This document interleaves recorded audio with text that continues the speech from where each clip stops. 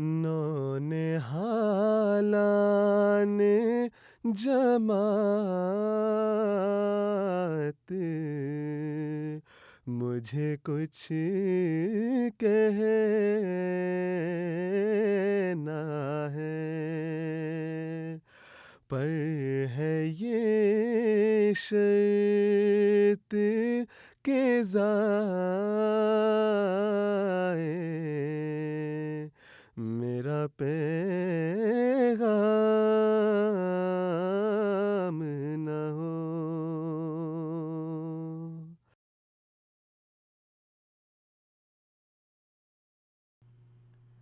So I was on Instagram the other day and I came across a very interesting post. And it said that the rule, that there is an exception to every rule, is the only rule without an exception, making it an exception to itself.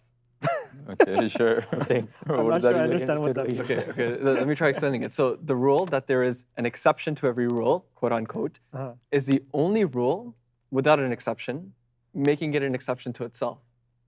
Okay, I don't think anybody's going to get that. But Okay, go on. all right. Okay, so just explain it. Whatever you go want to ahead. say. So, I guess another way of looking at it is another post which I actually saw on Instagram, that TED Talks are actually church services for those that believe in science. So where am I going with all of this, right? Okay. Interesting. Atheism, right? So we look at the world of atheism and we see how it's evolved over time.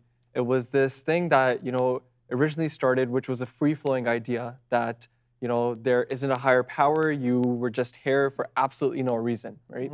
Coincidence? Coincidence, exactly. And now it's beginning to evolve into this deeper and deeper thing now called New Atheism. Exactly, exactly. What's interesting about that is that when you look at atheism today, a lot of people think that atheism and religion are not connected at all. Whereas the way I understand it is that they are connected. Right. Think about it. There are certain religions in the world that believe in multiple gods. For example, they worship idols as gods. There are certain religions in the world that they have the concept of 3 parts in the Godhead of Christianity. And there are certain religions in the world that believe obviously in one God. And then atheism becoming a religion on its own is in one sense a religion that does not believe in God. Absolutely. So it's like darkness and light. Exactly. So you need both. where there's no light, that's what you would define as darkness. Absolutely. But what is this new thing, new atheism? We have atheism, something that we've known for a long time, and now this new thing that came up that we call new atheism. So, Wait, before we go forward, shouldn't we talk about what the definition of atheism is? It's just believing in, you don't believe in the existence of God, you just believe everything is here by chance, it's a coincidence. Okay, so this is what you're talking about now is new atheism, is more denominations, I'm guessing? There's more parts to it? It's more defined. Yeah. Okay. Right. I think it's more defined, and at the same time, I also think that there's a little bit of a distinction as well, because whereas atheism is simply you're questioning God, but now we're seeing new atheism, the way it's portrayed in society today, is a lot of times people are now attacking religion or God or prophets, and I feel they're like vehemently against anybody who actually follows any religion or organized religion at all. Right? Exactly. So it's a systematic belief system. Yeah, that makes sense. I know some people that they say that, okay, God exists, like we believe there's a creator, there's a designer because everything can't be working so perfectly that it is, but they don't have a connection, he doesn't have a connection with us, or we can't connect to him. So those, I think, are called agnostics, and then so you're talking about, that's besides that is just other denominations that are, for example, I think you said something about, were you mentioning something at your university the other day? Yeah, so for the first time, just going off of that, I was telling you the story about there's actually an organization that has started in the university that I attend called Atheist Muslims. And they've made this into an organization now where those people who have left Islam and have become atheists, and they've made an organization for this as well. So, I mean, it's obviously contradictory being a Muslim and atheist, but that's kind of some of the things that are springing out these days. Going off of that point, I don't think it's actually contradictory being an atheist and Muslim. I was just listening to Hazur's khutbah, Hazur, may Allah be his helper, last week, and he was talking about that even as Muslims, we can be atheists, because what is atheism? It's the belief that there is no God, and when you're alone, you feel like there is no God, because you feel like you're alone. But if you truly knew Islam, and if you knew, if you believed in God, you would know that He's always there with you. In the Quran, Allah says that He's closer to you than your jugular vein. So, right. And then Hazur was mentioning, he was talking about the concept of committing sin. So he's saying that if you have a relationship with God and you know He's present, in the state that you're about to commit a sin, there's no way you're going to commit that sin if you know God is present. Right. Because you feel like there's the absence of God, you go ahead and commit that sin. Yeah. Because if you have a relationship with God, you're not going to end up doing that. So Actually, it actually exists within ourselves as well. We ourselves are sometimes atheists because we forget that Allah Ta'ala exists already. He's present at the moment because we're alone, So right? then So it goes nobody's hand, watching. hand in hand in that sense as well. And I think naturally, just leading to that question is that, I mean, I guess for all of us is why is atheism on the rise though? I mean, a question that I think we all grapple with though. I think it's very clear, right? Like we are living in a very illogical world, right? And so I think atheism is trying to find logic in that illogical world. They're trying to quantitatively define what God is, right? And so if you look at some of the most prominent atheists, such as Richard Dawkins, right? Sam Harris. But Exactly. why do you say we live in a logical world? How do you come to that conclusion? Illogical in the sense that, it's very difficult for us human beings to fully understand where we came from, right? Like you look at the evolution of life, you look at the creation of the universe, right? That can all be scientifically explained, but then when you ask the higher up question and say, well, where did all this start from, right? What caused it to begin? That's where I feel like our logic begins to kind of settle down. And for us, it becomes very illogical because we have no explanation for it at this point. I think it's on the rise because there's so many different religions, there's so many different points of views. Everybody has their own opinion. So Somebody actually asked Huzur Anwar Melabia's Hopper why atheism is on the rise. And he said that, as of right now, Christianity is the biggest religion. And because Christians, they can't reconcile their own faith with science, which is, as you were saying, like we're living in an illogical world trying to find logic. But because they can't reconcile that, that's why they end up leaving. So, I mean, from, somebody who has a scientific background, when it comes to the religion of Islam, you actually mentioned, the Muslim group that was started, Atheist Muslims. Yeah. So when it comes to the religion of Islam, do we actually find stuff that we can't reconcile with science and religion? To be honest We with can't you, balance those two scales? I've thought about this a lot, right? And so this kind of just took me back to the Holy Prophet and the revelation of the Holy Peace be upon him. Quran. Yeah. We look at this illiterate individual, right, in the deserts of Arabia, who was revealed this book, right? This book which literally has the future and the history of humankind. Everything in there. Right?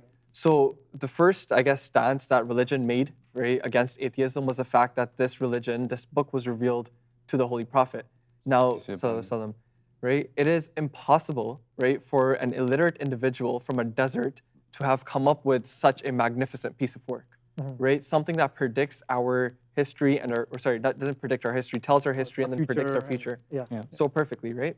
And so scientifically speaking, a lot of the things that the Holy Quran talks about are things that science is now beginning to demonstrate, quantitatively saying that, this is how this works and this is how this works.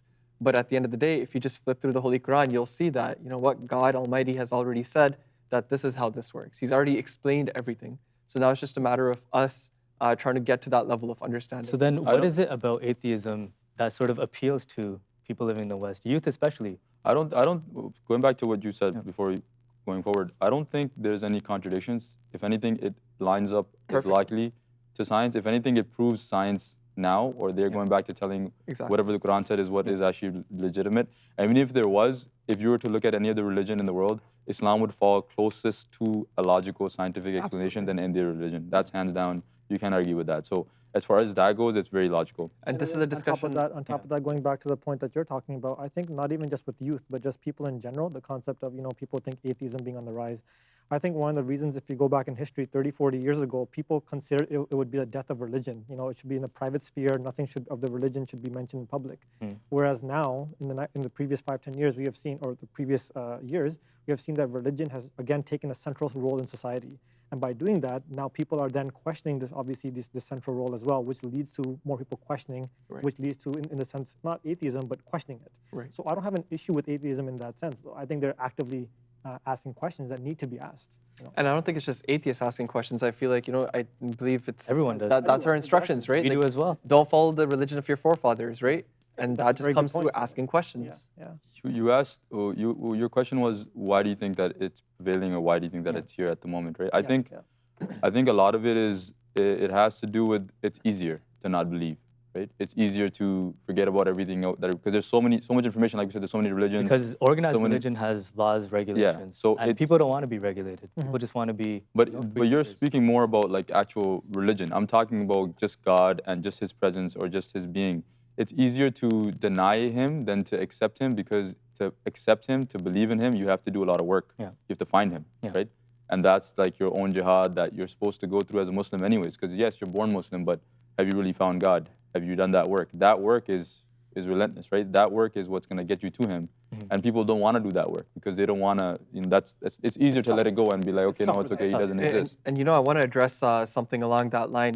We were talking about Richard Dawkins earlier, and he wrote a book called The God Delusion, right?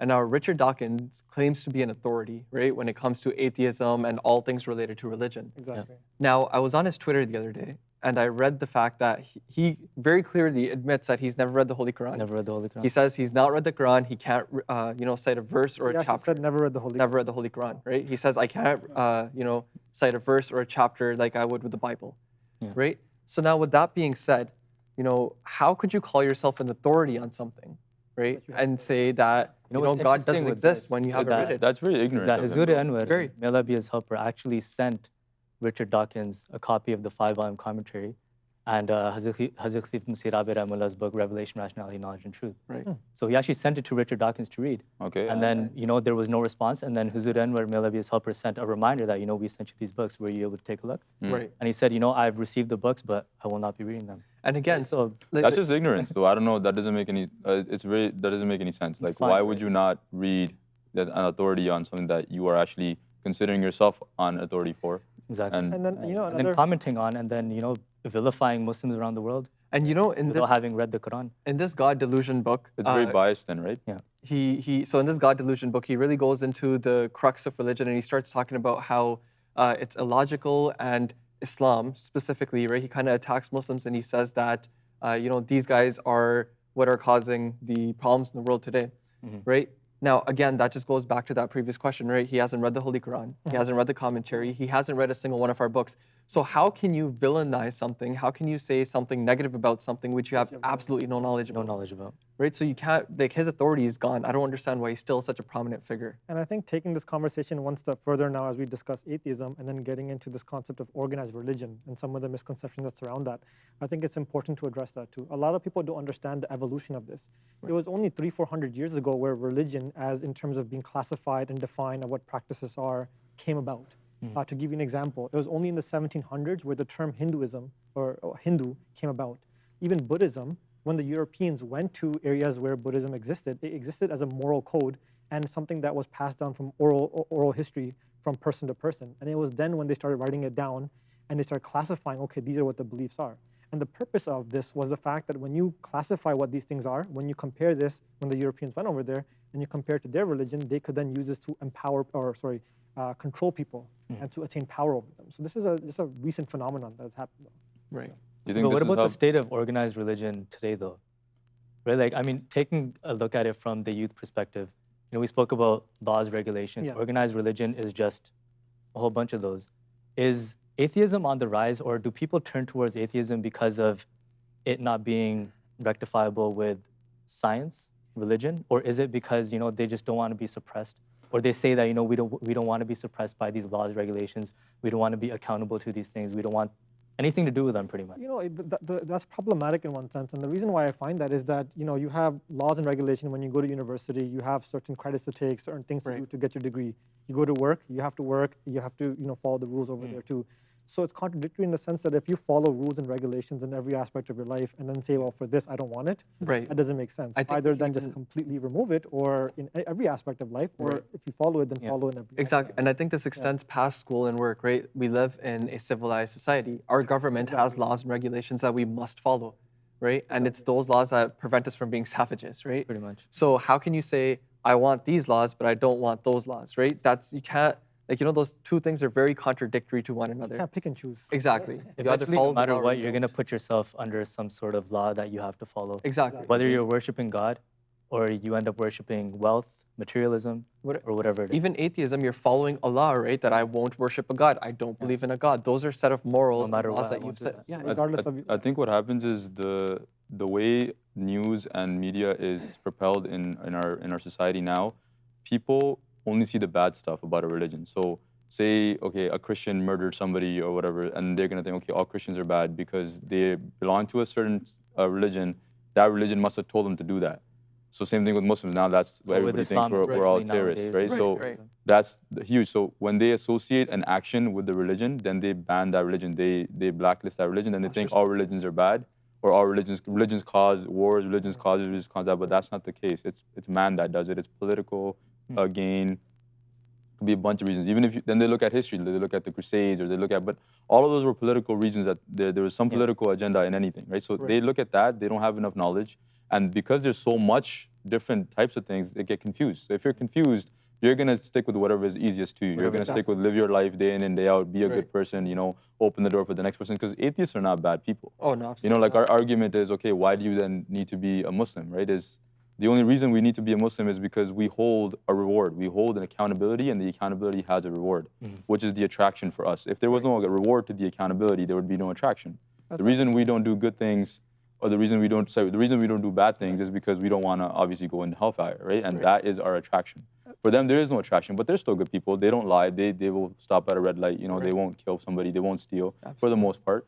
But it's easier for them to do that, in my opinion, because they don't have a code of ethics to live by. That's very interesting, though, because just going back a little bit on that too, is that in terms of this belief that religion is violent or this sort of thing, what ends up happening is that they perpetuate this belief so that secular beliefs can come about or secular governments can come about. So religion is vilified and considered like a violent religion, something that is very against human society or human nature in one sense. Right. And therefore, we need something like atheism to save us from these barbaric acts that are being committed in the name of religion in one sense. So that political gain comes into it. But you see, when you say that, if they were to establish something like that, then they would have to come up with an organization for an atheism religion. Exactly. And that will also be an organized religion itself, but without just not having any God. So, so it's a vicious circle. You can't get out of it. At the end of the day, you have to go from the root. The root is, why do you need a religion? You need God first.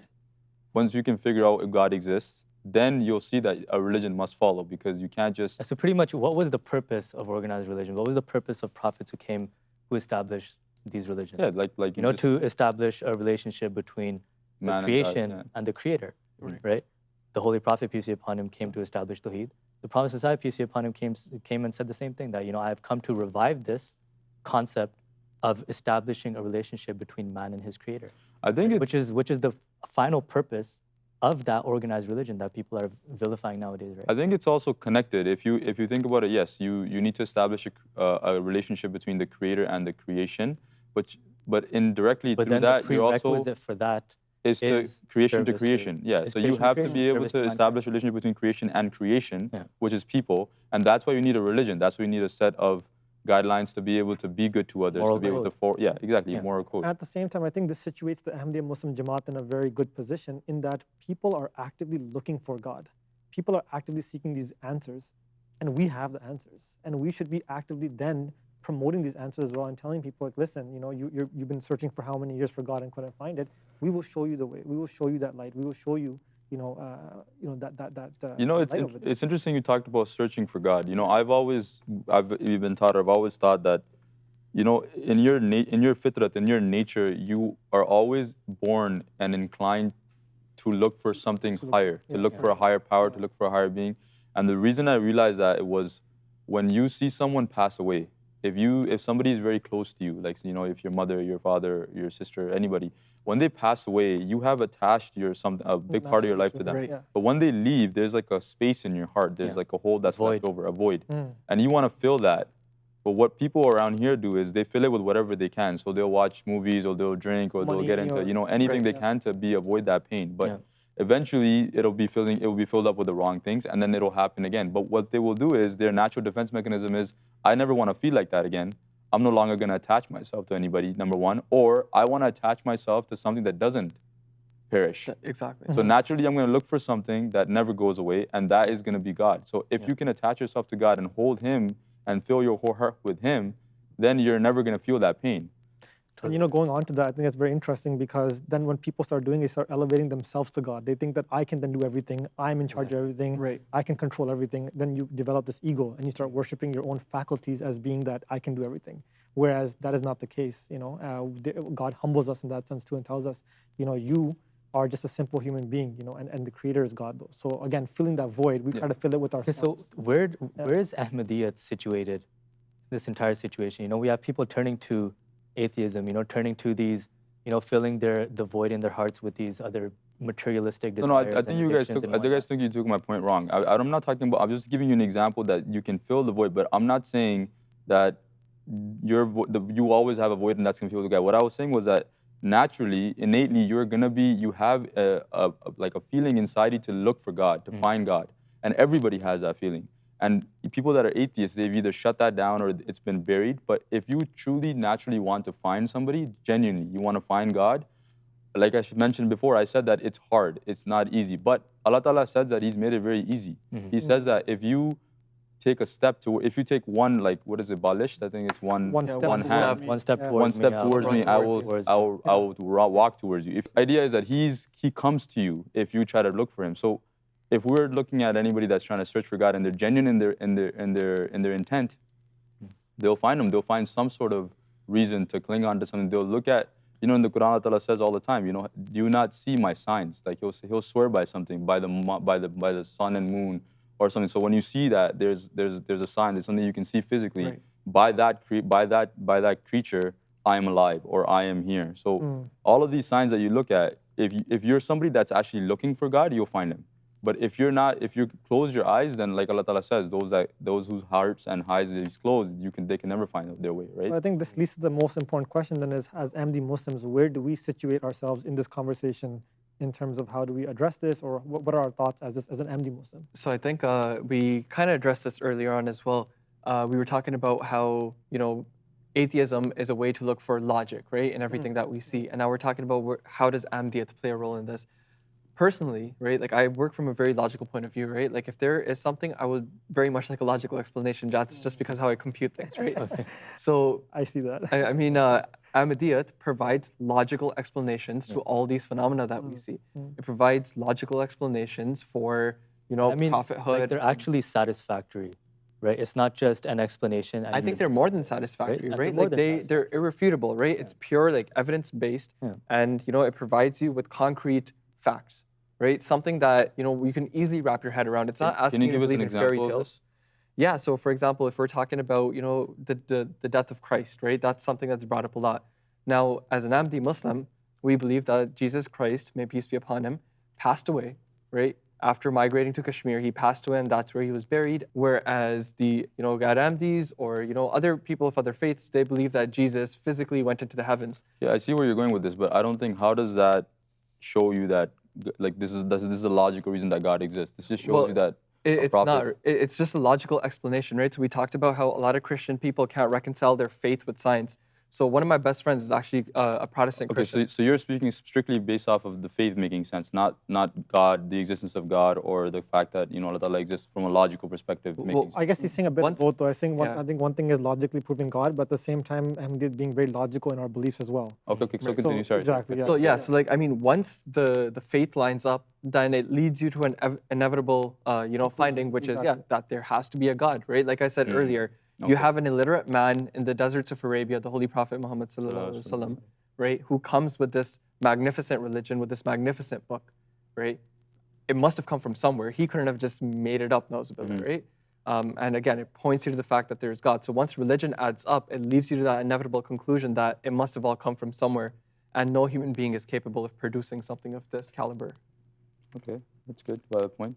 I think that's a fascinating point, though, and I think that's the main thing right now is that for a lot of people, when they, for example, have a lot of friends who believe in Christianity, for example, when they can't reconcile the fact that they have a belief of some person being alive, Jesus peace be upon Him, being alive in heaven, when they can't reconcile that with their own logical views or what they've been taught, to them it creates sort of a contradiction in one sense in their minds. And so what they're taught in school to question and to things should make logical sense, and all of a sudden over here it's something that they're just taught to believe. And question it. I think what's going on is that the other point I was going to say was that in the Quran is the only holy book that talks about the most about research, ponder, and think. Exactly. And promotes it to that extent. I'm not saying no other book does that, education but promotes education to the fullest extent as well. Sorry, you're going to say. I think where you said that where does Ahmadiyyat play a role? I think the biggest thing that Ahmadiyyat opens the doors to everybody as a Muslim is that we're the only ones that say that everything that was current at the time of the Prophet ﷺ is still current now. We can still receive revelation, right? God still speaks. Yeah. So for us, like if your mindset, if you're growing up and if you tell your children or you tell your family members that you should pray, Allah Ta'ala talks to you. Allah Ta'ala speaks to you. He communicates with you. He'll speak to you. He'll show you a dream or he'll show you a vision, or he'll reveal something to you. Having that opening is enlightening, right? Then you can actually get to that level. It if gives you you need something to aim for. But if you've already closed the doors, like Close the those Muslim doors. Ummah has, no revelation can come, no prophet can come after the Prophet ﷺ. Right. We had a living prophet about 100 years ago, the Prophet ﷺ. Now we have a living Khalifa, and we've had Khalifa and successors. That's when that Ahmadiyya offers that nobody else does, and that's how you can connect it back to having an organized religion that is a true religion that has a living God. So the concept of revelation makes what? God alive, right? If you can talk to God, He's alive. You can communicate with Him, then And that's the there's a proof that presence. people would be looking for, right? So that's When we that's actually the main talk thing that about it. Ahmadiyya brings to the table, that we bring a living God to the table, right? And I think Khilafat is one of the most major aspects of this entire discussion. That Khilafat-e-Ahmadiyya is that thing that will allow us to progress from one stage to another in order to achieve that goal of actually finding God, right? Like some people will say that, if you want to find God, you literally won't be able to do it without Khilafat-e-Ahmadiyya. And for me as well, I think what the biggest thing that I find I cherish the most in one sense as well is the brotherhood of being united on finding God together. I mean, a journey by yourself is very tough. Right. In any journey. Right. But 100%, that journey with brotherhoods, you go anywhere across the world, and you say you're Ahmadi Muslim, and there's 10 people who come and hug you and say, let's read namaz together and find God together. Let's talk, find God together. So that journey. Yeah, they say that if you want to go fast, go alone. If you want to go far, take other people with Take other you. people, right? 100%. Absolutely.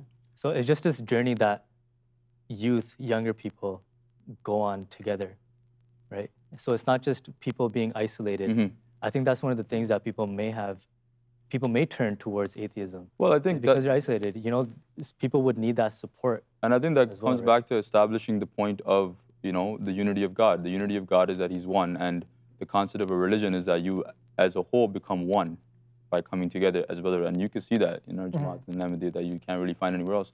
The whole Muslim Ummah is trying to come up with a Khalifa. They can't. Anybody they come up with is going to get killed. Right. And they can't come to a single. They're killing each other everywhere, right? They can't come to a single conclusion. So that's another big thing. I think one thing to keep into consideration as well, there's a famous quote though as well, is that a journey of 1,000 miles starts with a single step. Right? So a lot of times we get so flustered because we're thinking, oh my God, I got to find God. And we're just overwhelmed. Yeah, exactly. The purpose of life and everything. It's where do you start? Where do you look? Where do you move towards?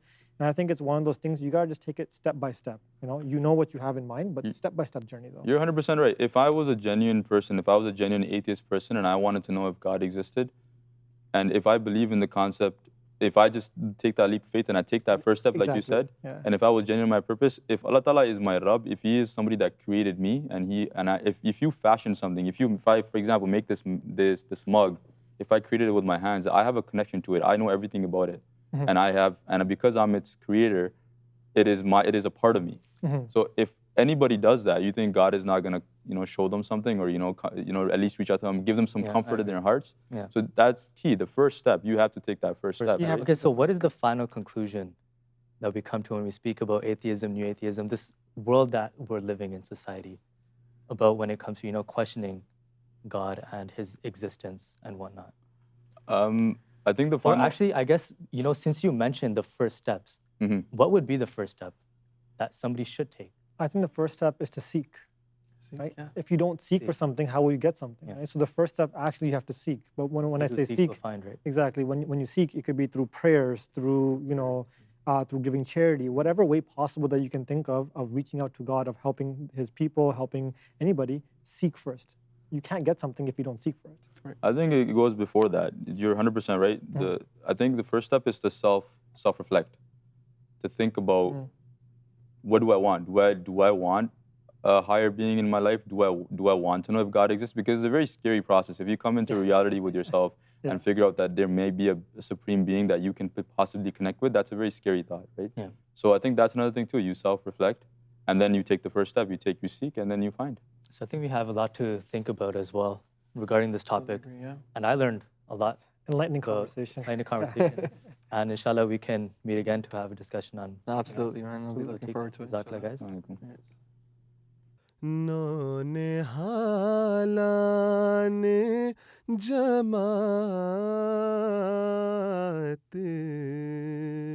मुझे कुछ कहना